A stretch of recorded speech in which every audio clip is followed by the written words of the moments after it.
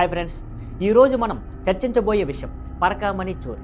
ఇది ఇప్పుడు ఒక రాష్ట్రానికి మాత్రమే పరిమితం కాకుండా పాన్ ఇండియా ఇష్యూగా మారింది. పరకామణి అంటే ఏమిటి? మనందరికీ తెలుసు. దేవాలయాల్లో భక్తులు తమ శ్రద్ధ, భక్తి, నమ్మకంతో హుండీలో డబ్బు, బంగారం, వెండి సమర్పిస్తారు. ఈ పరకామణి అనేది కేవలం ఆర్థిక సహాయం కాదు, భక్తుల విశ్వాసానికి ప్రతీక. కానీ ఇటీవల ఏమవుతుంది? పలు రాష్ట్రాల్లో పరకామణి లెక్కల విషయంలో అవకతవకలు బయటపడుతున్నాయి.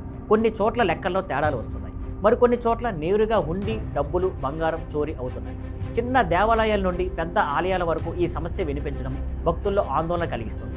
ఇది ఎందుకు పెద్ద సమస్యగా మారింది? మొదటిది, భక్తుల విశ్వాసం దెబ్బతింటుంది. ప్రజలు సమర్పించే ప్రతి రూపాయి దేవుడికి, సమాజానికి ఉపయోగపడాలని కోరుకుంటారు.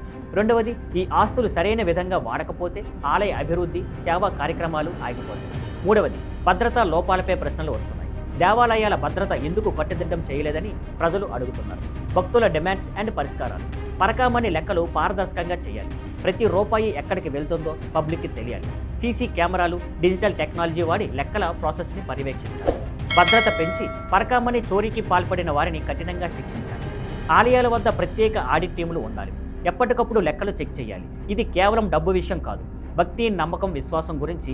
దేవుడు ఇచ్చిన మన సహాయం నిజంగా మంచి పనులకు వాడితేనే సమాజానికి ఉపయోగం ఉంటుంది. ఫ్రెండ్స్, మీరేమంటారు?